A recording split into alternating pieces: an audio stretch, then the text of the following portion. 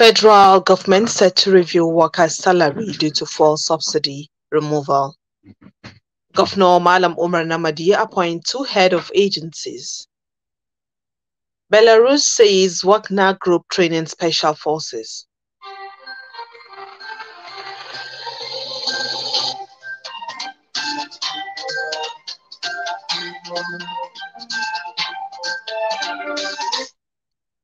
Today is 2nd Muharram 1445 after the Hijrah of the Prophet Muhammad sallallahu alaihi wasallam, which is equivalent to 20th July 2023.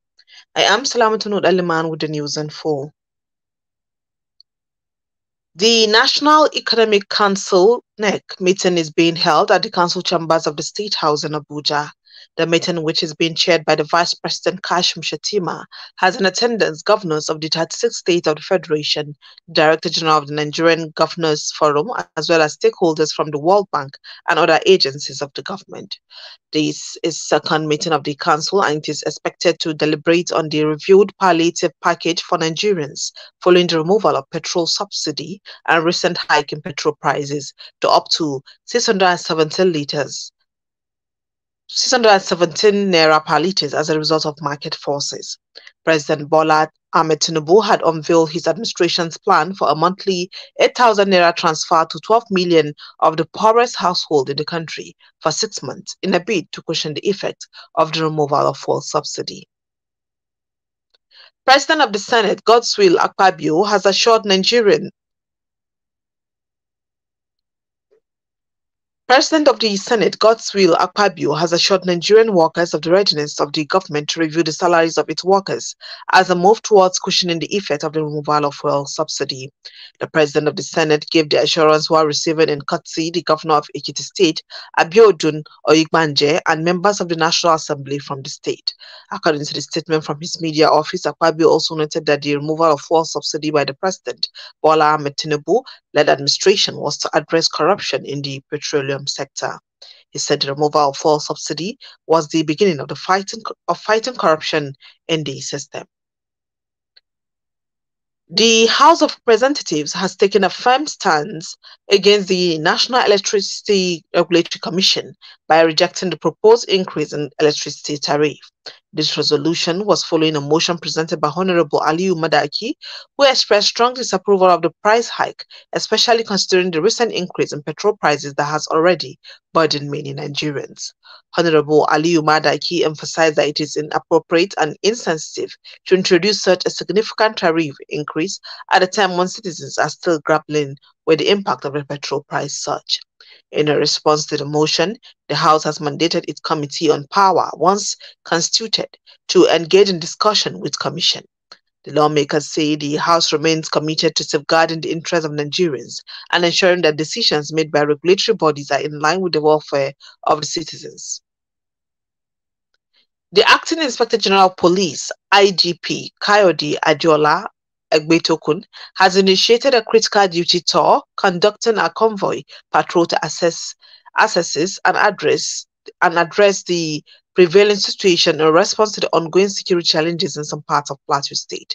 During yesterday's tour, IGP engaged with key stakeholders, including His Excellency Caleb Muftuang and the Plateau State Forum. Kayode Egbetokun, he discussed with Kayode Adeola Egbetokun on the complexity of the security situation and exploration of strategic solutions. The Acting Inspector General of Police visited Mongu local government area, the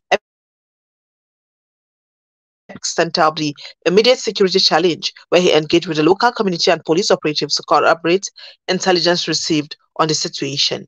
He reaffirmed the commitment of the Nigerian police force to protect lives and property, as well as to restore peace and harmony in the region. Firefighters said a night fire has destroyed some shops at Kasuwa Rimi Market in Kano State. The spokesman of the Kano State Fire Service, Saminu Abdullahi, said about 10 shops were destroyed in the fire, which occurred yesterday. Abdullahi added that 6 permanent and 4 temporary shops were completely razed, while 1 public convenience was slightly burnt. He said that the fire was caused by an electric spark from an improvised structure, adding that the incident was under investigation.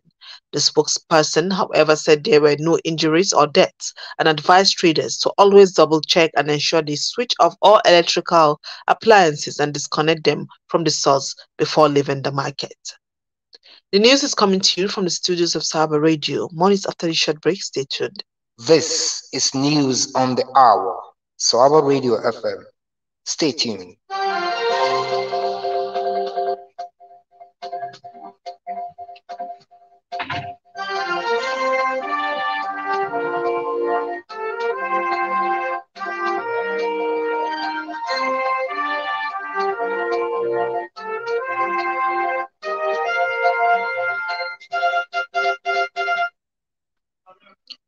Welcome back. You're still on to the services of Sahaba Radio 104.9 Hadija.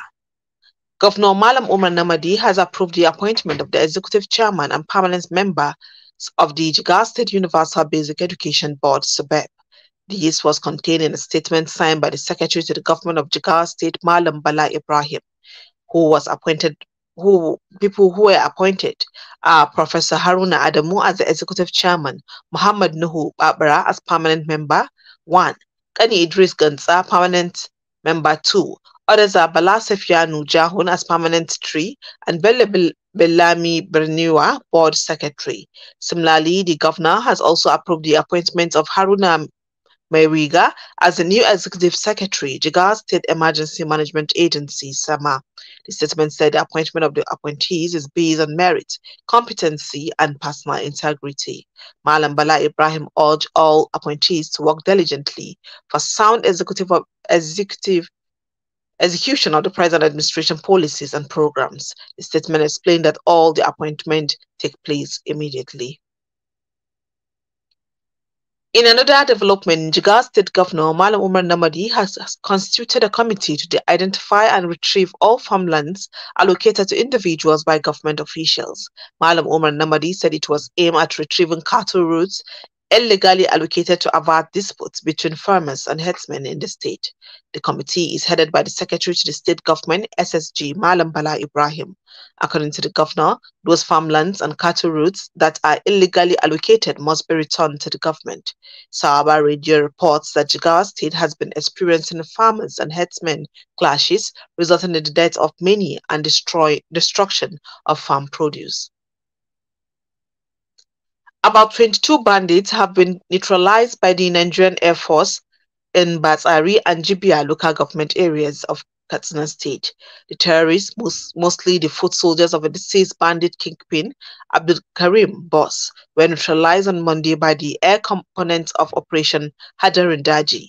Credible military sources told news agency that the NAF airstrikes were executed on the heels of credible intelligence reports that the terrorists were responsible for several abductions and violent attacks on some communities within Kankara local government of the state. When contacted, NAF spokesperson Air Commando Edward Gabwit confirmed the recent airstrike carried out on Monday but refused to give details of the operations. He, however, noted that the chief of the air staff, Air Vice Marshal Hassan Abubakar, has directed all air component commanders to gently synergize their efforts with other security agencies as they bring to bear Air Force's firepower on all terrorist targets and their enclaves. Now to international scene. Belarus said that instructors from machinery group Wagner have begun training the ex-Soviet country's special forces nearly a month after an aborted rebellion in Russia. Wagner fighters and their leaders were due to move to Belarus as part of a deal to diffuse their revolt, which was the most serious challenge to Russian President Vladimir Putin's power. Belarus President Alexander Lukashenko offered Wagner chief Yevgeny Prigozhin refuge in Belarus and said his army will benefit from the combat experience of Wagner commanders. The Polish Defense Ministry said it was beefing up security at the border following the arrival of Wagner mercenaries in Belarus. 2 Polish brigades have been transferred to sites at the border, the ministry said. The Kremlin said it was concerned by the move, pointing to Warsaw's hostile attitude towards both Belarus and Russia. At least million more people could be facing hunger in Burkina Faso in the next few months as the lack of security in parts of the country continues to have an impact, the International Rescue Committee warned. Currently, an estimated 2.2 million people, 1 in 10 of the population, are experiencing hunger, but the IRC says that figure could reach 3.3 million by September. As a result of militant Islamist insurgency, parts of the country are almost entirely cut off. Food supplies rarely get through, and health facilities are closing. The IRC has highlighted the plight of people in the northern town of Djibo, which hosts more than 200,000 people forced from their homes elsewhere in the region. The food market, once thriving, is nearly empty, and more than 4 in 5 of the local health clinics have shut down. Last year, 11 soldiers died when a supply convoy escorted by the army on the way to Djibo was ambushed. IRC has added its voice to the calls for more international attention to the plight of people in the country. Burkina Faso is currently run by a military junta under the presidency of Captain Ibrahim Traoré. He took power last October, promising to win back territory from the militants. That has been the news. Before I go, a recap of the major stories. From the news world, federal government set to review workers' salary due to fuel subsidy removal. Governor Malam Omar Namadi appoints 2 head of agencies. Belarus says Wagner Group training special forces. That has been the news. On behalf of the news department, our editor Haruna Ahmed Bulswa, our contingent Amsa Zaliha Ahmed. I am Salamatu Aliman saying good night.